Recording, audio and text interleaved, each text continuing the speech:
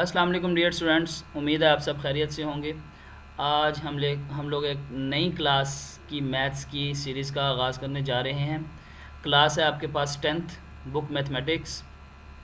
और स्टार्ट करने से पहले अगर आपने मेरा चैनल अभी तक सब्सक्राइब नहीं किया तो काइंडली सब्सक्राइब कर दें, साथ ही साथ बेल के आइकन को भी क्लिक कर दें ताकि हर आने वाली न्यू वीडियो आप तक पहुंच सके, और साथ ही साथ लाइक और शेयर भी कर दें।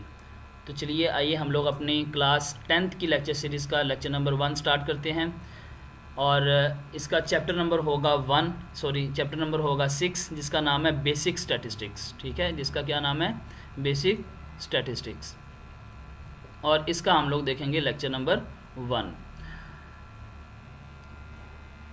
लेक्चर स्टार्ट करने से पहले कंटेंट लिस्ट देखते हैं। कंटेंट लिस्ट में सबसे पहले हम लोग देखेंगे कि डाटा किसे कहते हैं, डाटा की डेफिनेशन और एग्जांपल देखेंगे। उसके बाद डाटा की टाइप्स देखेंगे। टाइप्स 2 तरह की होती हैं, उनकी भी डेफिनेशन और एग्जांपल देखेंगे। और लास्ट पे आज का हमारा टॉपिक होगा फ्रीक्वेंसी डिस्ट्रीब्यूशन, उसकी भी डेफिनेशन और एग्जांपल देखेंगे।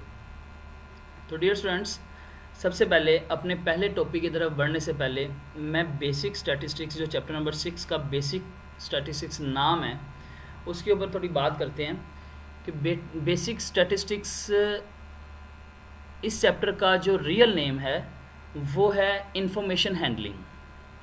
इंफॉर्मेशन हैंडलिंग का मतलब है कि आपने इंफॉर्मेशन को हैंडल करना है। इंफॉर्मेशन को हैंडल करना है, मुख्तलिफ़ किस्म की आपके पास इंफॉर्मेशन आएगी तो आपने उसको हैंडल करना है। हैंडलिंग का नाम ही क्या है आपके पास? स्टैटिस्टिक्स। और बेसिक स्टैटिस्टिक्स का मतलब है कि हम लोगों ने इस चैप्टर में स्टैट्स की बेसिक चीज़ों को डिस्कस करना है। तो सबसे पहले जो पहली बेसिक चीज़ है वो डाटा है। हम इसकी तरफ बढ़ते हैं। डाटा की सबसे पहले डेफिनेशन। डाटा किसे कहते हैं? The raw material of statistics is data. कि हम किसी भी प्रोडक्ट के बारे में मार्केट में जब जाते हैं तो हमें क्या इन्फॉर्मेशन मिलती है, यहाँ कोई एक्सपेरिमेंट करते हैं, खुद से कोई काम करते हैं तो उसके बारे में हमें क्या इन्फॉर्मेशन मिलती है, वो हमारे पास क्या होता है? डाटा कहलाता है। एग्जाम्पल देखिएगा, जैसे मेरे पास कुछ सिक्के हैं, काइंस हैं, ठीक है, करेंसी काइंस हैं, हमारे पास सिक्के हैं, ठीक है, 5 सिक्के हैं जी मेरे पास, ठीक है। उनको मैं क्या करता हूँ 20 टाइम्स मैं क्या करता हूँ? टॉस करता हूँ, उछालता हूँ उनको। उछालने से एक सिक्के के ऊपर यहाँ हेड होता है, यहाँ टेल होता है। जब मैं 5 सिक्कों को उछालूँगा, 20 दफ़ा उछालूँगा, 20 टाइम्स उछालूँ, 20 टाइम्स मैं उनको टॉस करूँगा, तो वो रिज़ल्ट्स आएंगे। उनमें से मैंने सिर्फ हेड को अगर चुनना हो कि हेड कितनी तरफ आया है, आपने एक बार 5 सिक्कों को उछाला तो एक बार उछालने से आपके 5 सिक्कों के रिज़ल्ट हेड कितनी बार आए, ठीक है, वो देखिएगा। वो मैंने यहाँ पे मेंशन कर दिया कि पहली बार उछाला तो पहली बार टॉस करने से 5 सिक्कों में से 3 सिक्कों के ऊपर हेड आया। दूसरी बार उछाला तो 5 में से 4 सिक्कों के ऊपर हेड आया।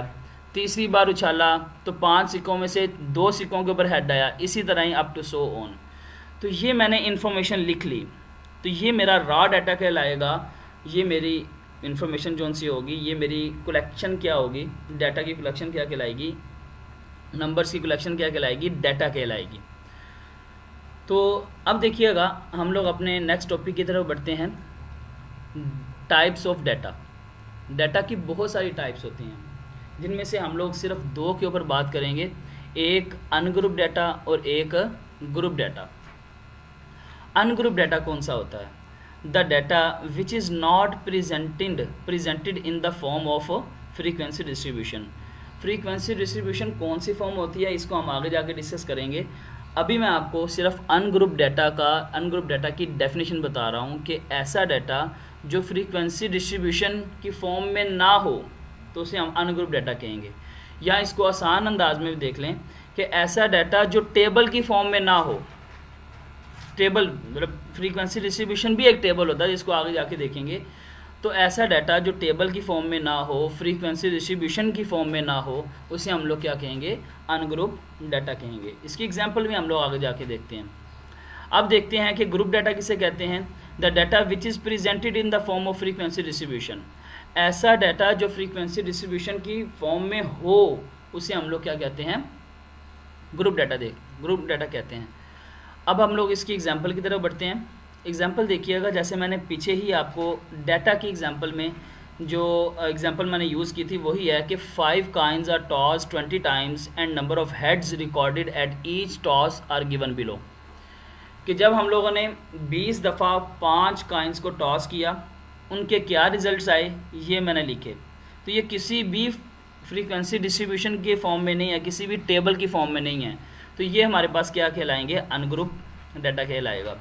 और ग्रुप डाटा क्या होगा, अगर मैं इसी डाटा को फ्रीक्वेंसी डिस्ट्रीब्यूशन की फॉर्म में लिख दूं, टेबल की फॉर्म में लिख दूं, तो ये मेरे पास ग्रुप डाटा कहलाएगा। तो डियर स्टूडेंट्स, ये किस तरह हमने कन्वर्ट किया ये आगे जाके हमने अपने अगले लेक्चर्स में देखेंगे, लेकिन अभी मैं सिर्फ आपको अनग्रुप और ग्रुप डाटा में डिफरेंस बता रहा था। अब देखते हैं हम लोग अपने लास्ट टॉपिक की तरफ, फ्रीक्वेंसी डिस्ट्रीब्यूशन। तो फ्रीक्वेंसी डिस्ट्रीब्यूशन की डेफिनेशन देखिएगा।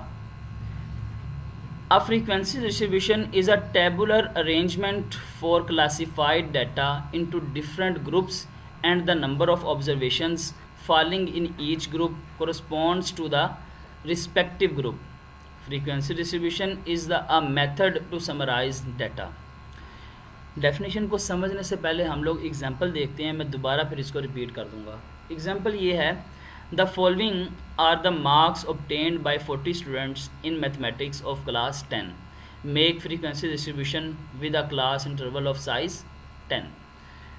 एग्जाम्पल में मैंने जो क्वेश्चन चूज़ किया है उसको देखिएगा कि 40 स्टूडेंट्स हैं, 40 तलबा हैं, उन्होंने मैथमेटिक्स में नंबर लिए हैं।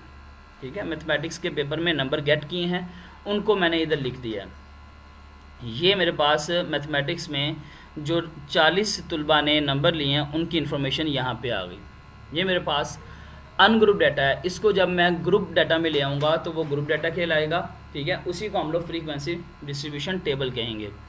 असल में फ्रीक्वेंसी डिस्ट्रीब्यूशन टेबल एक ऐसा टेबल है जिसमें हम लोग क्या करते हैं, क्लासेस या ग्रुप्स बनाते हैं, यानी कि उस डाटा के लिए क्लासेस या ग्रुप्स बनाते हैं। फिर उसके बाद टैली शीट बनाते हैं और क्या नाम है उसका, फ्रीक्वेंसी बना देते हैं। और साथ ही ग्रुप्स के कोरस्पॉन्डेंस मैं ये भी बता देता हूँ कि पहले ग्रुप के अंदर कितने एलिमेंट्स आएंगे, दूसरे ग्रुप के अंदर कितने और कौन कौन से एलिमेंट्स आएंगे, फिर तीसरे ग्रुप के अंदर, फिर इसी तरह अप टू सो ऑन। तो ये जब मैं इतनी इन्फॉर्मेशन किसी अनग्रुप डाटा से ग्रुप डाटा में कन्वर्ट करते हुए लिख देता हूँ कि उसकी क्लासेस या ग्रुप्स लिख दूँ, फिर हर ग्रुप के अंदर कितनी ऑब्जर्वेशन आती हैं और कौन कौन सी आती हैं, हर ग्रुप की फिर उनकी टैली शीट बना दूं, फिर उसके बाद उनको फ्रीक्वेंसी उनकी बना दूं कि पहले ग्रुप के अंदर 2 वैल्यूज़ आई हैं जैसे, फिर दूसरे ग्रुप के अंदर 10, फिर तीसरे अप टू सो ऑन। तो इस तरह के टेबल को मैं क्या कहता हूं, फ्रीक्वेंसी डिस्ट्रीब्यूशन टेबल। अब हम लोग अपने आखिरी बार डेफिनेशन को रिवाइज कर लेते हैं। देखिएगा, a frequency distribution is a tabular arrangement, मतलब हमने टेबल की फॉर्म में लिखना है। क्लासिफाइड डाटा को, क्लासिफाइड डाटा मीन ग्रुप्स की फॉर्म में, जिनकी क्लासेस बन जाएं, ग्रुप्स बना दें डाटा की, तो इस तरह के टेबल को हम लोग कहते हैं फ्रीक्वेंसी डिस्ट्रीब्यूशन। फिर हर ग्रुप के आगे उसकी नंबर ऑफ ऑब्जर्वेशंस भी लिख देना, उसकी नंबर ऑफ ऑब्जर्वेशन भी लिख देना कि इस ग्रुप के अंदर इतने एलिमेंट्स आएंगे, इस ग्रुप के अंदर इतने एलिमेंट्स और ये वाले एलिमेंट्स आएंगे। ठीक है, तो इस तरह हम लोग अपना टेबल अगर बना दें तो इसको क्या कहते हैं, frequency distribution table. Frequency distribution table असल में किसी भी डाटा को समराइज़ करने का नाम है, उसकी समरी बनाने का नाम है, उसको डाटा से इंफॉर्मेशन में कन्वर्ट करने का नाम है। तो डियर स्टूडेंट्स, ये था आज का हमारा लेक्चर। उम्मीद है कि आप लोगों को समझ आई होगी। इससे आगे इंशाल्लाह ताला हम लोग नेक्स्ट क्लास में देखेंगे। अल्लाह हाफिज़।